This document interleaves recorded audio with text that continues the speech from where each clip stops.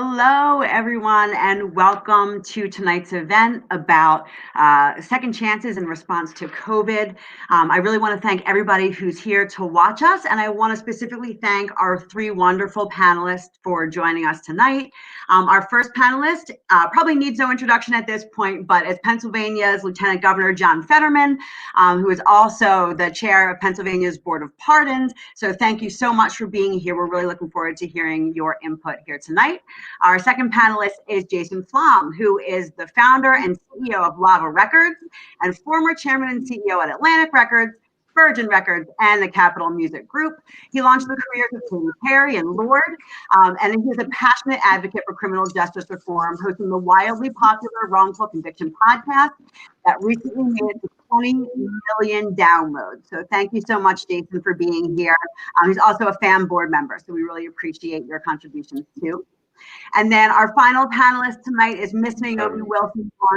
Naomi Blunt Wilson. She served 37 years of a life sentence in Pennsylvania's system before receiving clemency in 2019. It took her 5 times before she was actually given clemency. So we are so grateful that you are home and you are here, and now you also work as a commutation specialist for Lieutenant Governor. So thank you so much for the work you're doing here as well. So I want to just give a little bit of an introduction here.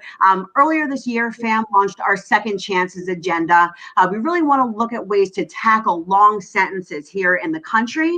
And I am a trustee, so I work here in Pennsylvania. I'm the Pennsylvania State Policy Director for FAMM. And so we're really looking at ways to expand clemency, to end life without parole, and also find ways to implement things like medical parole and geriatric release.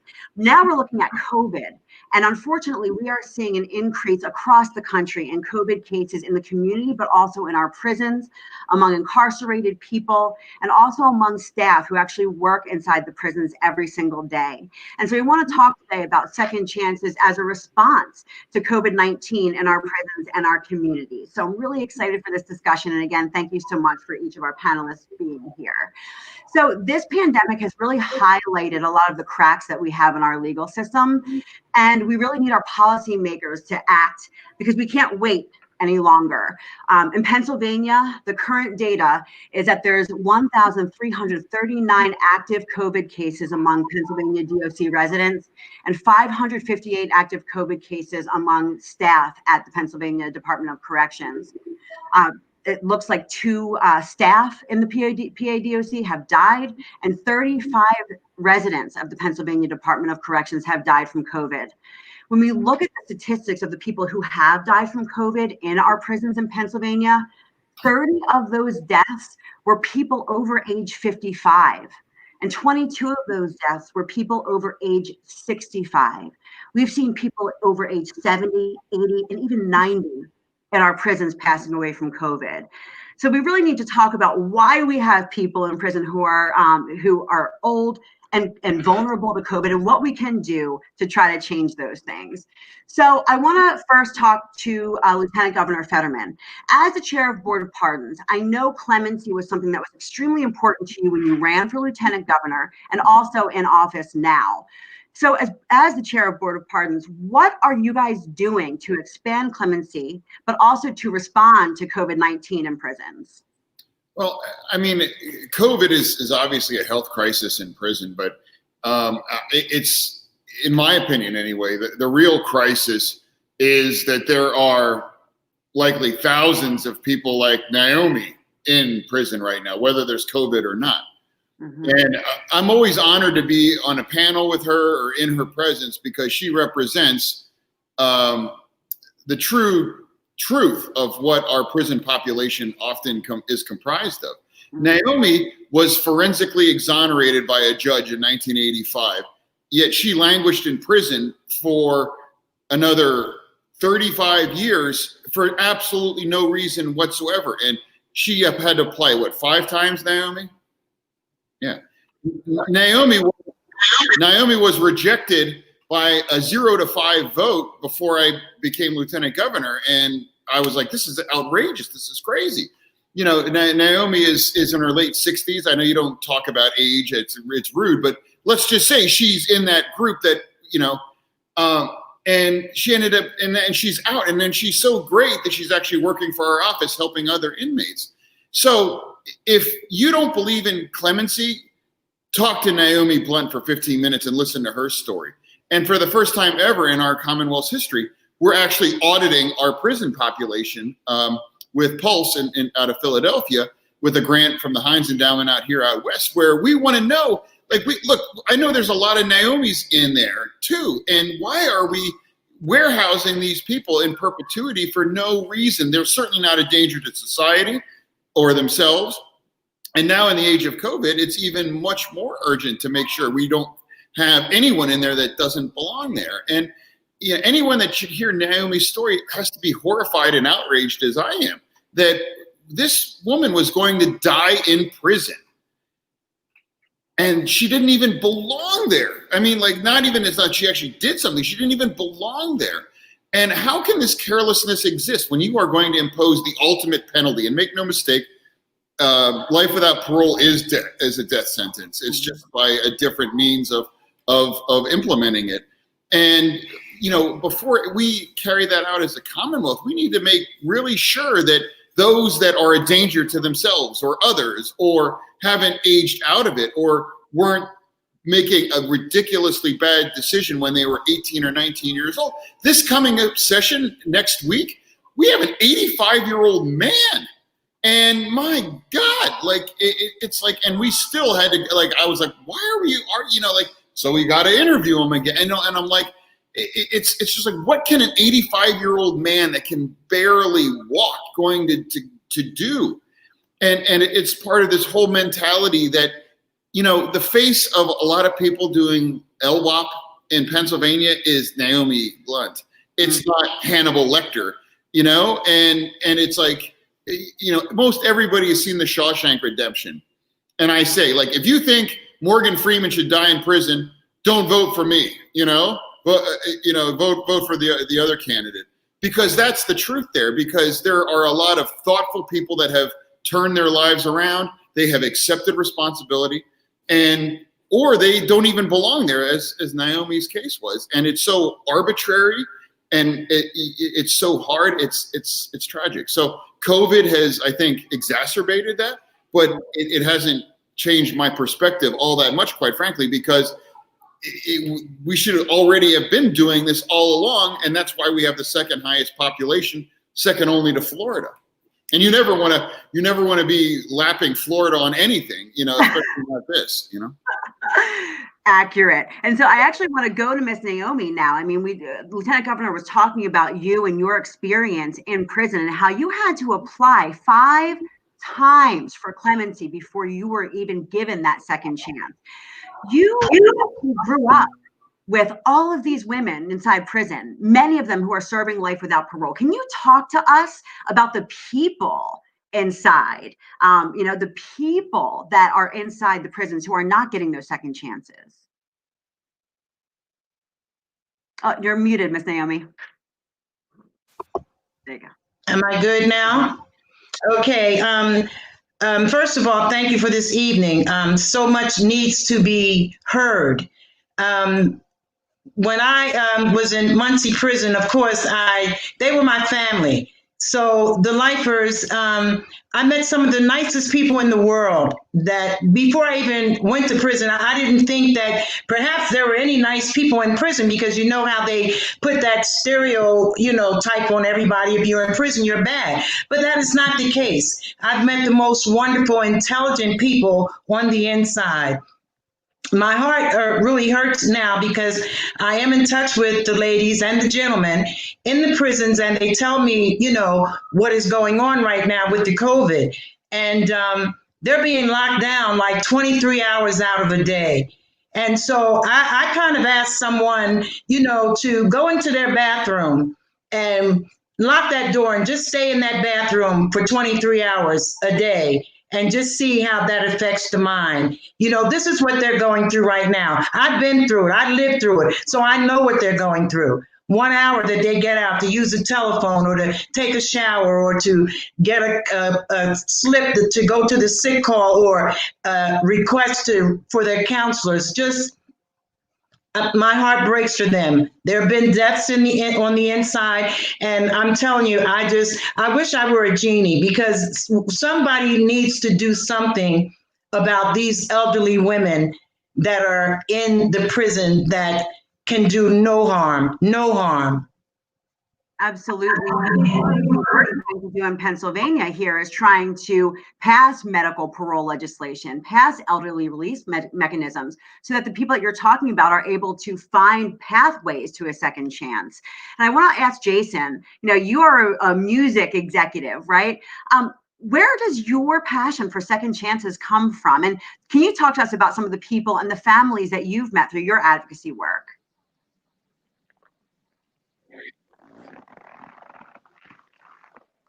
You broke up for a second. Some of the people. So I was wondering where your passion for second chances and passion for criminal justice reform really came from as a music executive, and I want to know about some of the people that you've met and encountered while you along your advocacy journey. Oh, sure. Well, thanks for asking. And I just want to say I'm really honored to be here with all three of you. John, I don't know how we haven't met before, as I've been a fan of your work before everybody else was, and I'm honored to share initials with you. So my advocacy started in the early '90s when I read a story in the newspaper about a kid named Stephen Lennon. It was in the Daily News. I happened to pick up the paper that day serendipitously. He was a kid who was serving 15 years to life for a nonviolent first offense cocaine possession charge in a maximum security prison in New York State. And, to make a very long story short, it just blew my mind. My entire sense of fairness and equity and justice went out the window because I didn't know anything about mandatory sentencing or anything like that. And I had had my own substance abuse problems as a kid. And I just had one of those moments. I'm not a religious guy, but I thought there, but for the grace of God go I. And so I decided I had to do something about it. And, by some miracle, I ended up getting the only criminal defense lawyer I knew, who was a guy who represented two of my artists, Stone Temple Pilots and Skid Row. And this guy, I had him on speed dial because they were getting arrested twice a week back then, it seemed like. And I got him to take the case pro bono. And even though he said it was hopeless, ironically, the reason it was in the paper was because Stephen had just been turned down for clemency by Governor Cuomo, even though he had had a letter from the judge, the sentencing judge, the warden, and even Geraldine Ferraro wrote a letter on his behalf. And many of you are not old enough to remember, she was the first woman ever to be nominated to be vice president by a major political party. So that's why it made the paper. Ironically, here we are talking about clemency, and even Stephen couldn't get clemency. So one thing led to another, and I ended up in a courtroom in Malone, New York, 6 months later, and sat there holding Stephen's mother's hand when the judge, banged the gavel down and sent him home. And that's when I just had this, eureka moment. And soon after that, I read an article in Rolling Stone magazine, which highlighted the cases of the Grateful Dead heads who were being set up by the feds in LSD stings and were serving 10, 20 or more years, and how Families Against Mandatory Minimums was this new organization that was getting involved and helping. And I just, I thought, well, okay, so I called up. I got Julie on the phone because back then, she'd take anybody's calls. So, because it was a new organization. And so I just said, look, this is incredible what you're doing, and I want to help. So I became a very early board member. And I've been on the board of FAMM now since then. I think that was like 94. And it's been a real, look, I wish we didn't have to exist. I think of all the criminal justice reform organizations on whose boards I serve, I think we'd all like to be put out of business by actually having a system that doesn't require the type of intervention that we provide, but it does. and we need to work together. I do think, and I'm going to stop after this, but I think we're at a moment where there's more momentum than ever in my career, in my almost 3 decades of working on this stuff, towards real change. And things like this we need. Oh, we lost you Sorry. for a second, Jason. Sorry. Yeah. So anyway, I feel like we're at a moment when we can hopefully take this to a meaningful place where we can, because we're not there. I mean, there's been great things happening, progressive prosecutors being elected, decriminalization happening right in front of our eyes, very, very deliberately. And so I think we can hopefully see mass decarceration in the next 5 to 10 years is what I'm really hoping for. Thank you. And I agree. I mean, as somebody who's been in criminal justice reform as well for quite some time, I have to say that I've seen a lot of shift toward pro-reform on the left and the right. And so we see a lot of different champions for criminal justice reform in the Republican Party and the Democratic Party, which is a really, really exciting situation, I think. And so I want to move on a little bit to talk specifically about clemency, since this is kind of what all of us are talking about here. So, we have a question from the audience about commutation in Pennsylvania. I know some people were a little bit disappointed with the results from the commutation hearings in November, and they're wondering what they can expect for the next hearings. I know we have some upcoming hearings, I believe the 8th, 9th, 10th of December. Lieutenant Governor, how can people get involved in watching those hearings, and how can people get involved in clemency advocacy here in Pennsylvania? Well, your organization is a premier example of how you can get involved in that, and also educating yourselves on just how awful the process is in Pennsylvania right now. And we have a board of 5 members. It's myself as chair, the Attorney General, and 3 other people: a corrections expert, a psychiatrist, and a victims advocate. And they require a 5-0 vote in order for a person's application to advance to the governor's desk. The governor and I are simpatico on the second chance, and we believe that there should be fewer people in our prisons, especially those that are especially deserving, like Naomi. Naomi's case is to me like a watershed event, much the way Jason had that eureka moment that he described. Like when you realize that there are people like Naomi that are languishing in jail needlessly, like why would you? I mean, and again, it's costing Pennsylvania $50,000-$60,000 a year to do that. Why would you do that? We have lead paint in our schools in Philadelphia, but we're paying $50,000 a year to warehouse human beings until they die, when in many cases they don't even need to be there or should be there. And it's about education. It's just basically educating yourself. And that's what people need to do. And studying these cases. Naomi and George are the first commuted lifers in Pennsylvania's history to work for, my office. And because they need to help educate people on what this is really about. And if you don't care about these souls in prison, care about your own taxes. Care about the fact that if we managed our prison population effectively with a real risk trade-off, we could save $800-900 million a year or more that we could reinvest in our education system, in our infrastructure, in anything. But we spend it on perpetual punishment and incarceration, and that doesn't make anybody better off. And in terms of advocacy, there are people that belong in prison. I must say that, and we do encounter them sometimes. People that, for whatever reason, but Secretary Wetzel and I were on a board before the pandemic hit, and he said something. He said we could release 1/3 of our inmates and not make anyone less safe, and that's a profound statement. That's 1/3 of a $3.2 billion a year budget, and that adds up year after year after year. And I don't think there is any taxpayer, I don't care how ruby rock conservative you are, I brought Naomi to the Country Club of York, as white and conservative as a place that exists. And after we gave our talk at the Rotary, people were like, wow, I had no idea. Like this, so this is the face of, so I think it's important. So education and advocacy go together, and really educating yourself on what the process is in Pennsylvania, what those levers are, and what needs to happen. I think, as well as being an advocate,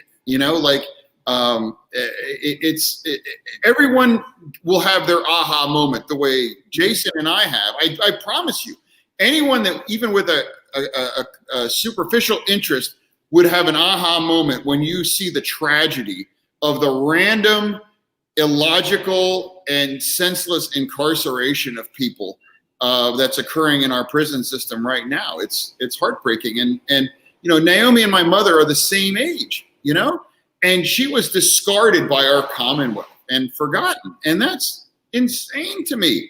And now she's living her best life. And it's just like, that we shouldn't have anything like that going on, in our Commonwealth's name. And as long as I have a chance to, I'm going to make sure that we get as many. And we did back in September. We sent a couple women free, and they're going to be home soon.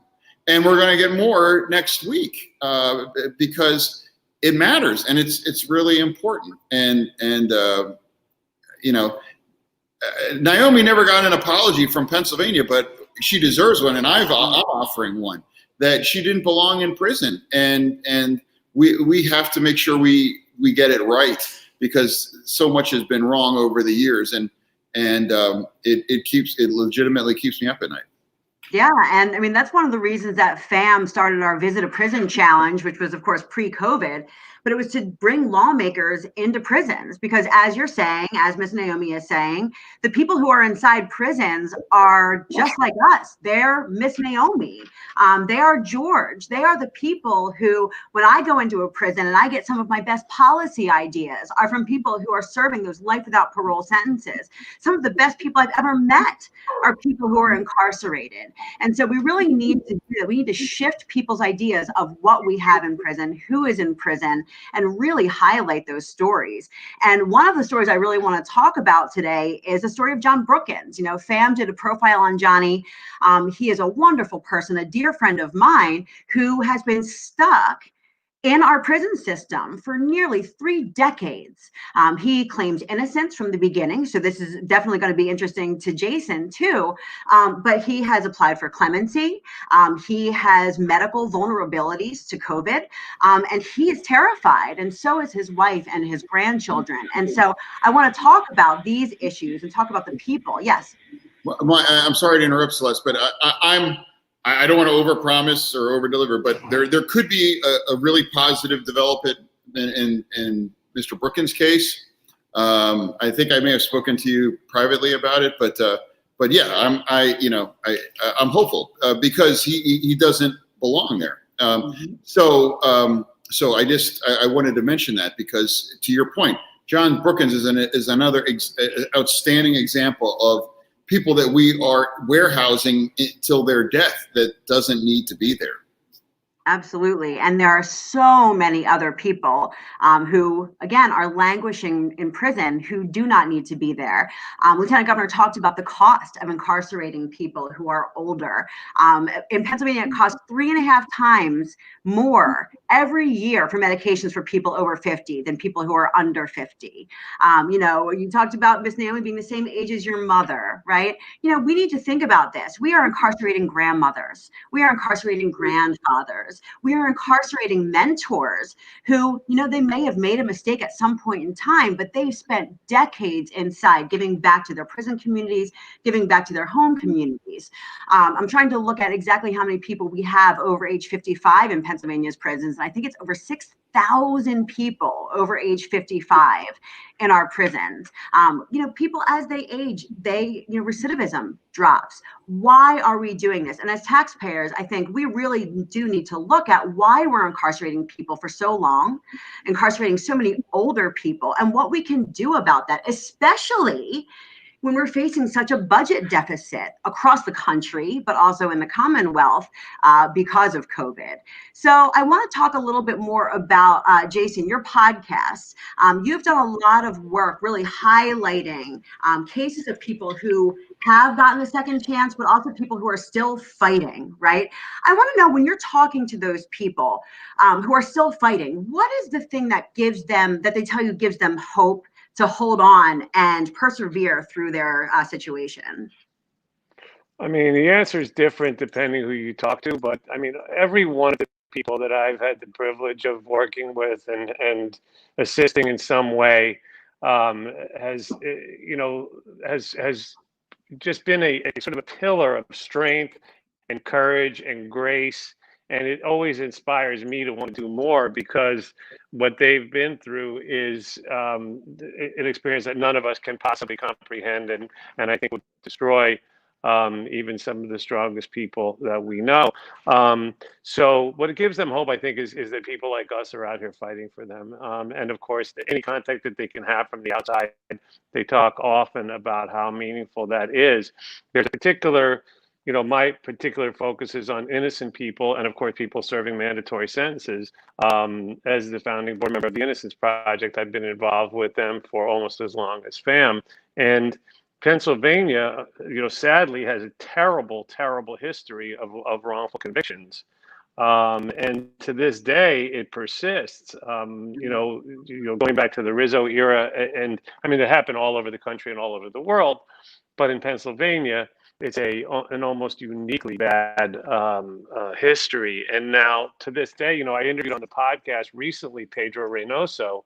And I think, John, you were the only guy who voted in favor of clemency for him, which just, I felt for you in that situation. Pedro Reynoso, for those who aren't familiar, is a guy who was convicted of a double murder. It happened in Philadelphia when he was in the Dominican Republic. And he was in the freaking Dominican Republic. I don't know if I can curse here, but the fact is, he had the travel documents and passport stamps. He was attending the baptism of his son on the day of the murder, and he was there for 2 weeks. It wasn't like, and the government had to have us believe that he somehow magically flew back and forth on the day of his son's baptism, where it was witnessed by, over a dozen people, including a priest, and signed documents and did everything else. And there's videos. So we would have to believe that he flew back and forth while nobody saw him. He never got his passport stamped. He snuck in and out of the country. It's all so ridiculous, but he's been in prison in Pennsylvania for 26, 27 years. He's got cancer. The whole thing is it's indescribably, I mean, it's unbelievable, but it's.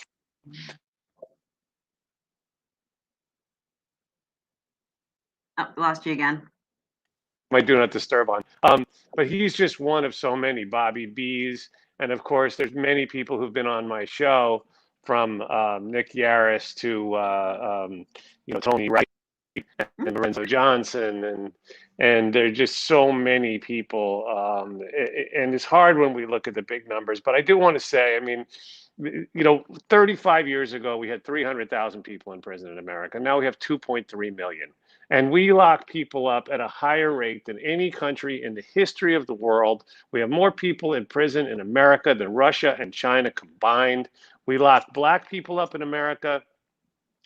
This statistic always blows my mind, at 6 times the rate per capita of South Africa during apartheid. So what are we doing? You either have to believe that we have the most evil people in the world, which is not true.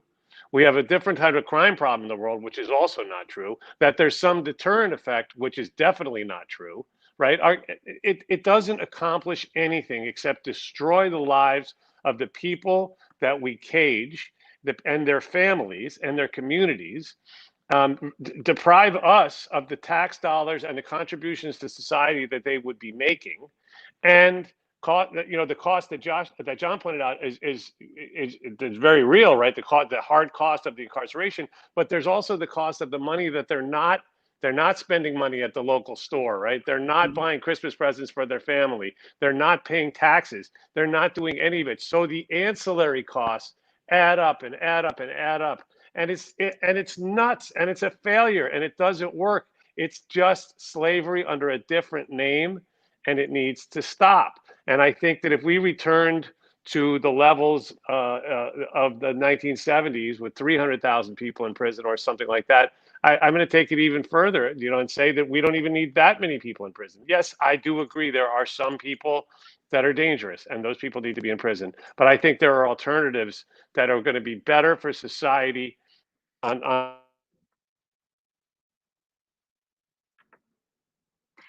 Well, I think Sorry, I seem to be very popular tonight. Anyway, so okay, I'll get off my soapbox now because I could go all night, but I'd rather listen than talk. No, I think you bring up a really great point. You're talking about all the people that you've spoken to in Pennsylvania who, whether they are innocent or not, they are stuck there because of our sentencing laws, right? Because we lock people up. And if you are convicted of first or second degree murder here in Pennsylvania, it's automatic life without parole, automatic death by incarceration. That's it.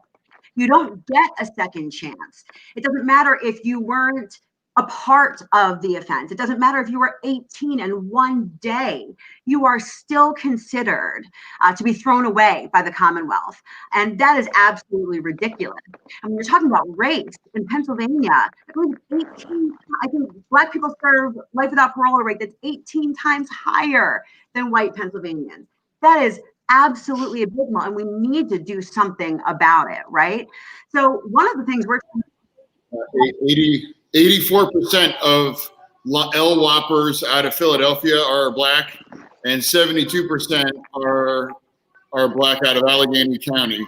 And obviously, those aren't anywhere close to the population they represent demographically. It's horrendous. It's absolutely, utterly horrendous when you realize that more than 8 out of 10 LWOP inmates out of Philadelphia are Black. And where everybody is sitting here talking about, hey, Black Lives Matter, but nobody's doing anything to address this aspect of what we're doing, right? Nobody's doing anything to address the fact that life without parole disproportionately harms Black families and brown families and Black and brown communities across the Commonwealth. And so one of the things we're trying to do here in Pennsylvania is end life without parole, of course, but also to create mechanisms for people who are serving those life sentences and those long sentences to be able to seek relief, right? Yes, go ahead. Can I say something? Like the real tragedy about life without parole, is also that people don't consider is that you end up with the same punishment. Like, you and I talk about the Horton brothers frequently. Mm-hmm. The Horton brothers are going to get the same effective punishment as the Tree of Life shooter. Like how can someone who never took a life, who was sitting in a car and wasn't even involved in it, whether you are not, how is that justice to mete out the same punishment of dying in prison for someone who systematically executed 11 people, in their house of worship, in cold blood, with somebody who wasn't even involved?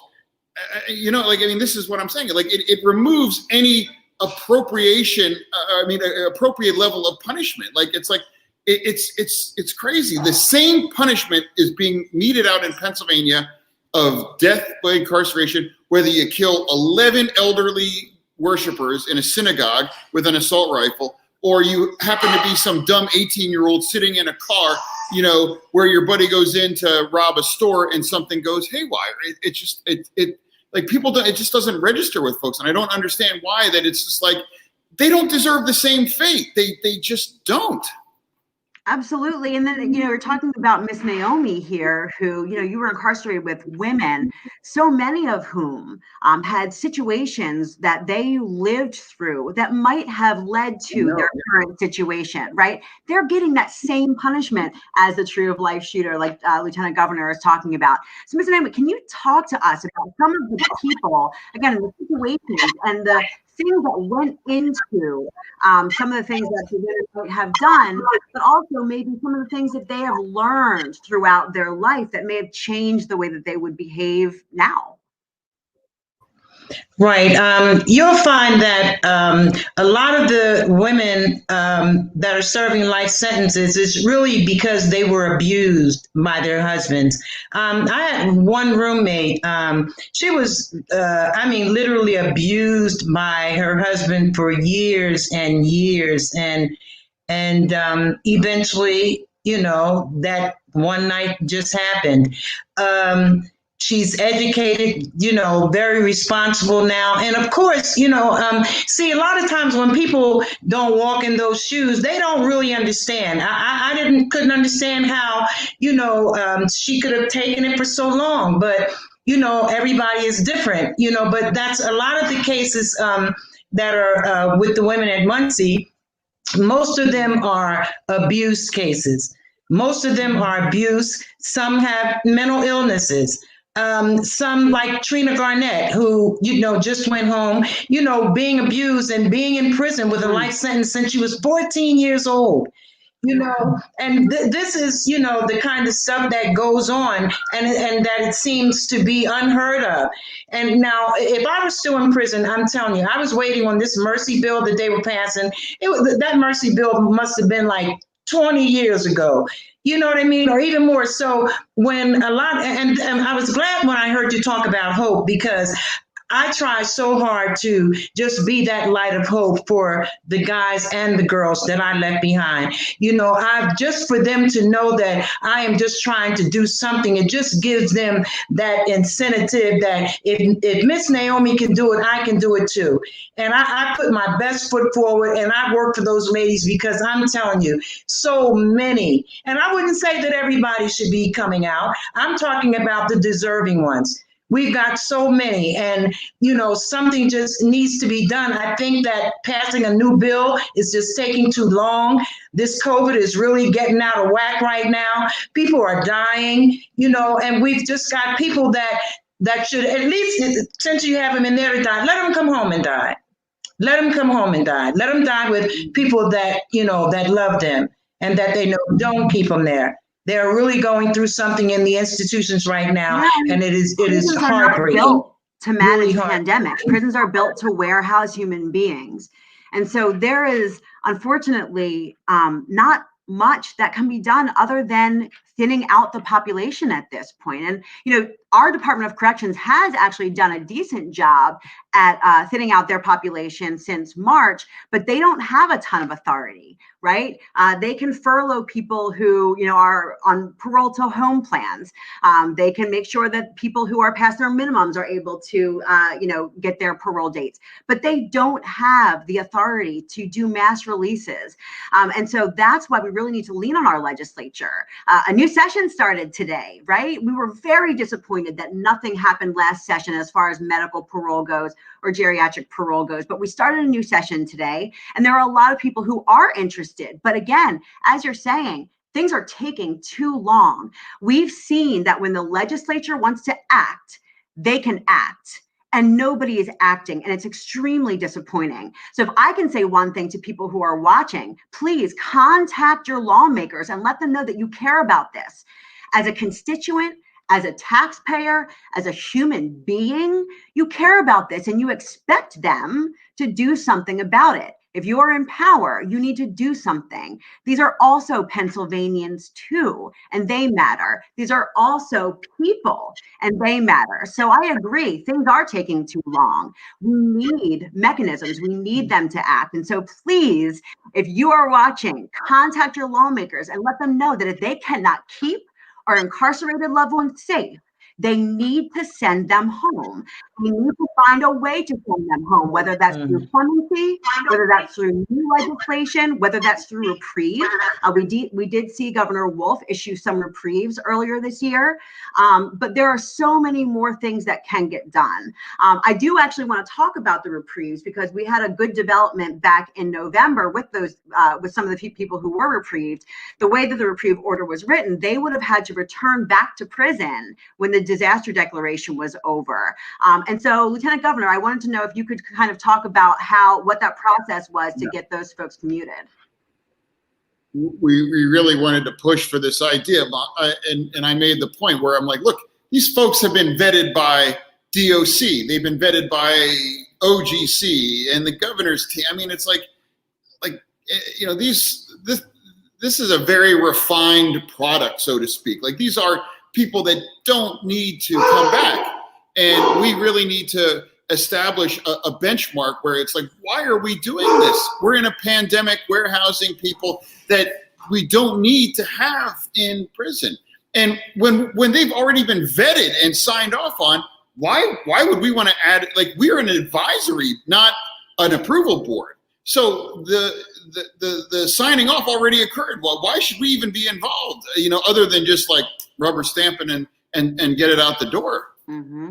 No, absolutely. And so, again, thank you for that work that you've been doing to help people not have to go back to prison and help people getting out of prison. Again, so I wanted to talk about these next upcoming clemency hearings. We have some people who are serving life without parole who are applying, some people who are also applying for clemency in other ways. Lieutenant Governor, how can people watch? I know there are ways that people can watch. You want to make sure that people are looking and seeing what these hearings look like. Well, the hearing next week is going to be broadcast live, and you and your organization have done a wonderful job in promoting that and putting that link out there. My office is going to be promoting that link because people really need to watch these things, and they really need to see that. And like I said, that there isn't any education I can confer on anyone that Naomi can't do 100 times more powerfully and more eloquently and more succinctly. And if you're not moved by her story, then nothing that comes out of this mouth is going to move you, because there are thousands of people just like her, and Pennsylvania should not be in the perpetual punishment business for those that could contribute better to themselves, to their community, to their families, and paying think about what a child costs per public education compared to what it costs to lock up a person till they die. And it's like, it's a skewed, terrible investment to double down on the punishment side when it's not making anybody less safe. And, we should not be in the vengeance business in Pennsylvania. And you can't argue otherwise that there's so many people in our prison that don't belong there, but for this concept of just straight up vengeance. Absolutely. And I think Jason really brought up a great point earlier. We always talk about the fiscal cost of putting people in prison, but what about the life years that we are stealing from communities by having people like Miss Naomi locked up, people like the Horton brothers locked up, and John Brookins locked up? The human capacity that we are losing and locking away and throwing away is definitely something that I don't think we talk about enough. So I appreciate that you brought that up, Jason, because we do tend to focus on how much it actually costs, but we're not talking about the actual cost to our communities. And it extends in all different directions.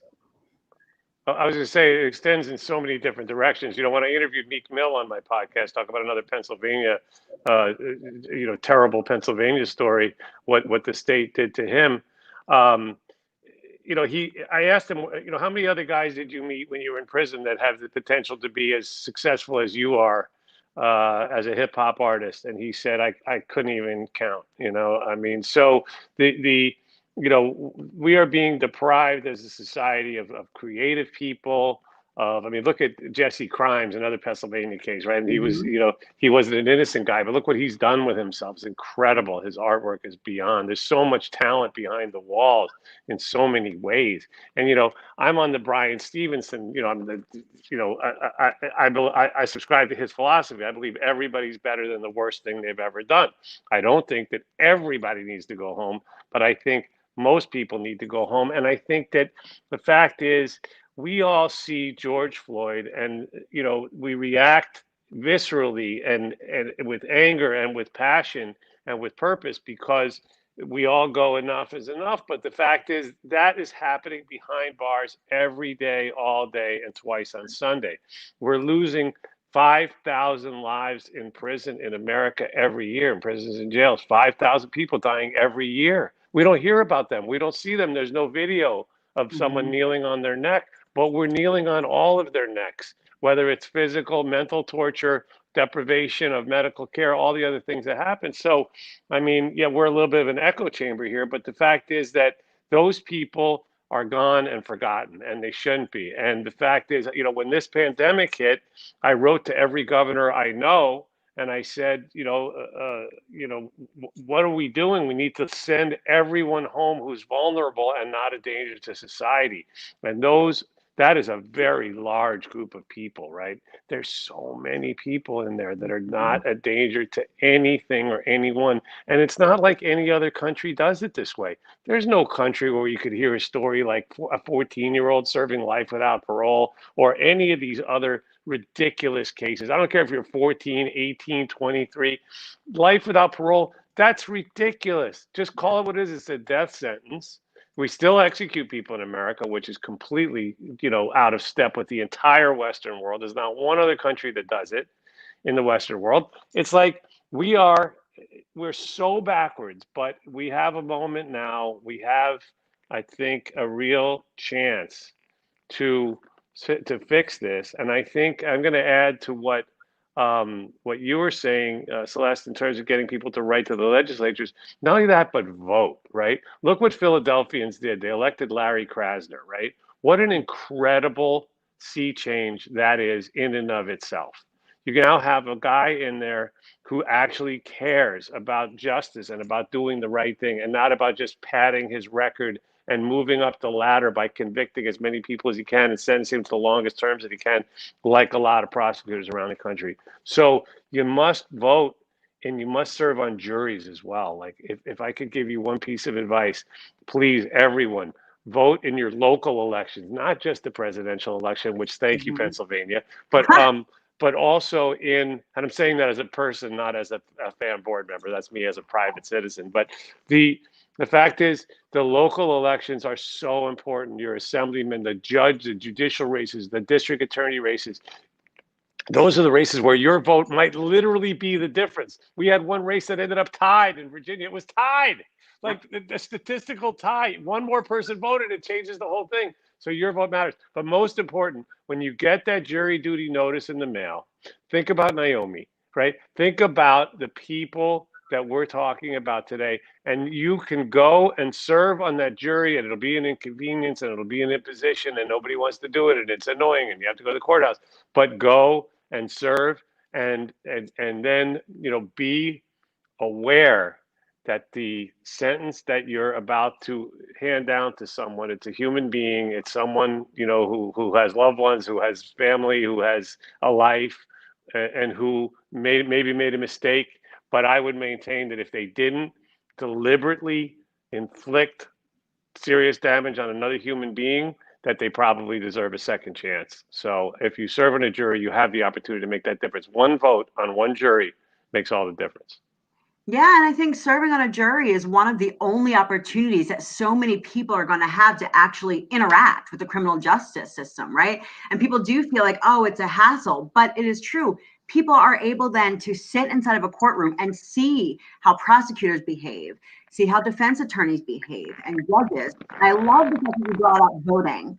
So many people focus on the bigger elections, right? But the local elections matter so much. Sheriff, right? Prosecutors. And you mentioned Larry Krasner, he impacted my life personally. Yesterday, I was hanging out with my friend Chester Holman, who was exonerated after 28 years because Larry Krasner was in office. 28 years that man and his family suffered inside of Pennsylvania's prison system. And they tried and tried and tried, and nothing ever happened until Philadelphia elected Larry Krasner. And then they put an actual conviction integrity unit in place. And now this man is free, and we went to the mall. It's just, it blows your mind that people are able to come home and live, like Lieutenant Governor said, their absolute best lives. Running into Miss Naomi, it's wonderful. And we have so many more people who do deserve to come home and live their best lives in their communities. So I appreciate everything everybody has said so far about that. We have a question from somebody watching. This will be for Miss Naomi and for Lieutenant Governor Fetterman. They want to know what concrete steps applicants can take to improve their odds of success in commutation. Well, I help the men and the women fill out their commutation applications. And the most important thing filling out the commutation application is that we stay to the point. Because a lot of times when you start talking about one thing to answer a question, other things come in your mind, and then you're all around the mulberry bush, and it's just not necessary. And the board really doesn't have time to read novels. They just want you to be brief. So that's what I try and help everybody with, just to answer the question, be, as truthful as you can, and just get to the point. Governor? Sure. When I took office, I realized that inmates would be like, they would read off a prepared statement and they'd be like, and you can't really tell anything from that. And I stopped that immediately. And I was like, we need to be able to ask you questions. And if I only had one piece of advice to anyone going before the board, tell the ugly truth, no matter what that is. Tell the ugly, unvarnished truth about the case, your crime, the circumstances, whatever it is. And that's a strong case right there.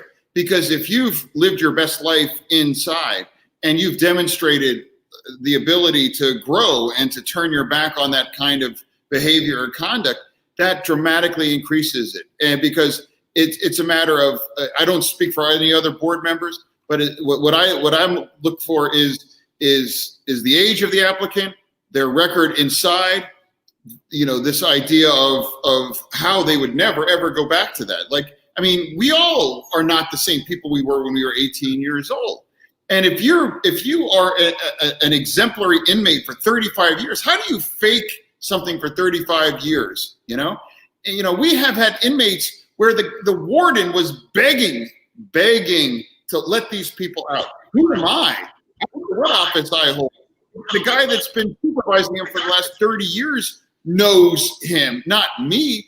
These things matter. And if you can get the warden of the prison to show up and say, get this dude out, who am I to stand in the way of that? That's my philosophy on that. But telling the truth, whether it makes you look bad, it's counterintuitive. Telling the truth that might make you look bad based on what you did 35 years ago will make you look truthful today. And that is really, I think, essential. And I would beg everybody to do that. So we have another question about clemency.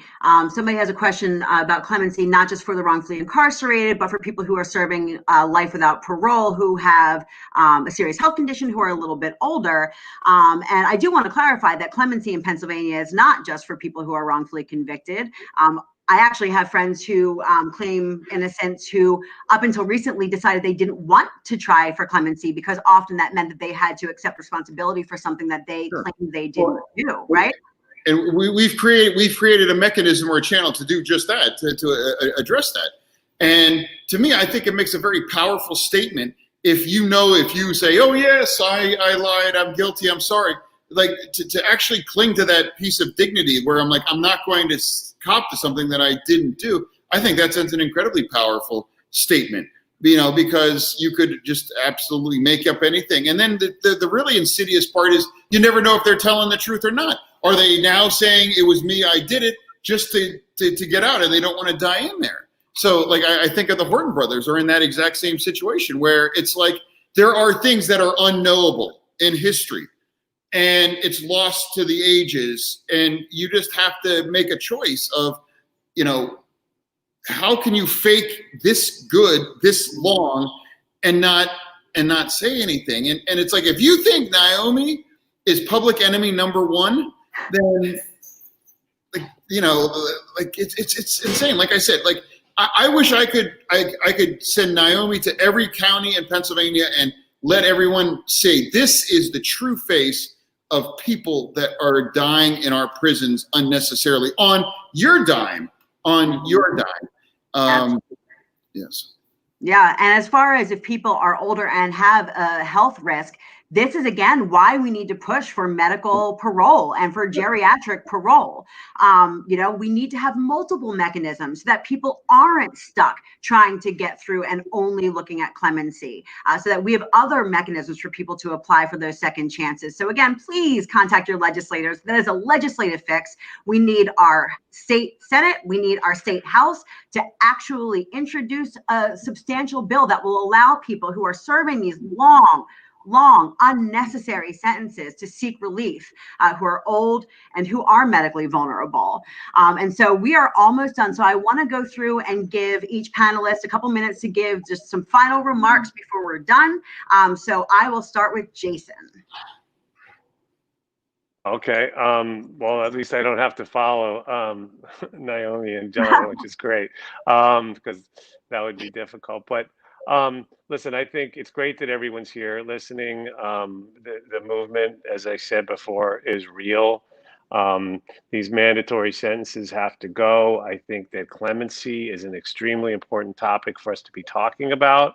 We need more people, frankly, like John, in office. We need more people like Naomi out of prison, and we need to, work with them to tell our elected officials that we want these people home.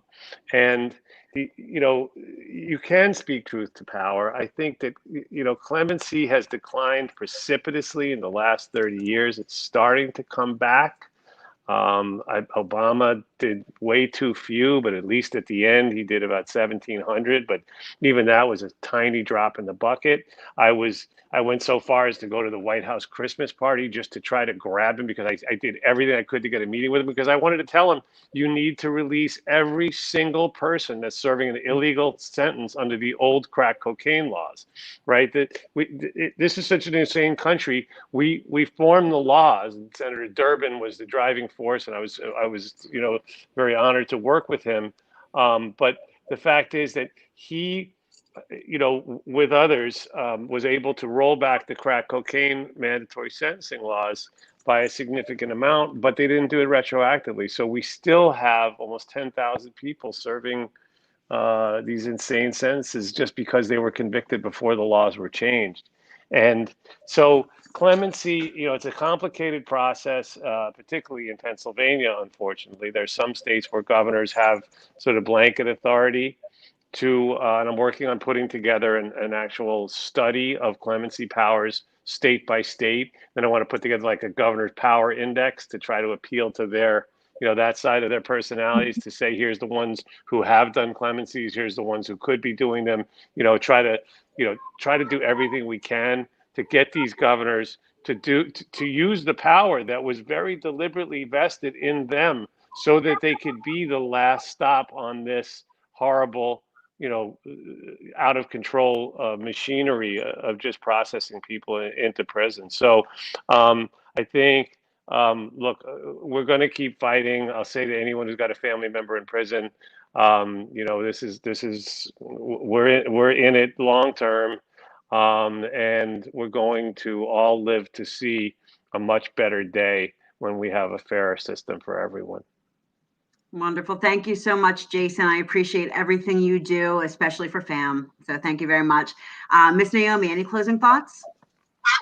Yes, I just want to piggyback a little bit off of Jason, just to say that we need that support on the inside, so some that may not have loved ones that are incarcerated, but maybe you just know of someone that is incarcerated. They need that support from the outside. It means so much. You just don't know how much even a card means when you're on the inside. A lot of people that have never been on the inside, you don't think about the inside. But I can tell you some stories about the inside that would make you maybe want to pick up that pen and pick up that piece of paper, or pick up the telephone and make a phone call.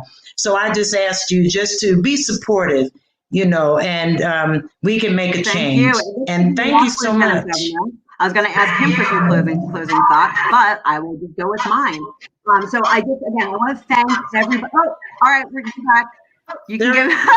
You want to give some final thoughts, Lieutenant Governor? No, I was just actually going to cede my time to Naomi, because she is, you know, like I want people to hear from her. So whatever I was going to say or whatever time I have, I want to give it to her because I think her stories is the most important. It's true. I mean, Miss Naomi, you are a shining example of what a second chance can look like here in Pennsylvania, but also across the country.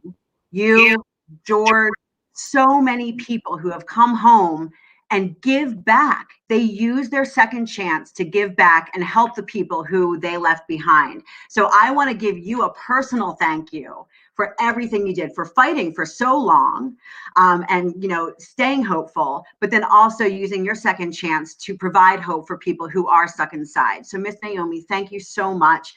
Thank you, LG, for everything you do. Just before we sign off, everybody, please text chances to 21333. You can get involved in the work that FAMM is doing on second chances, no matter where you are. If you have a loved one in federal custody, if you have a loved one in state custody, text FAMM or chances to 21333, and really try to get involved in the advocacy that we are doing. We really try to make sure that families feel supported through their experience and that people inside feel supported through their experience. And so I really appreciate everybody who watched, and I appreciate all the panelists. Thank you so, so, so much. And it's an honor working with all of you on second chances and criminal justice reform here in Pennsylvania and the country. Thank you all for watching, and have a wonderful, wonderful holiday season. Thank you.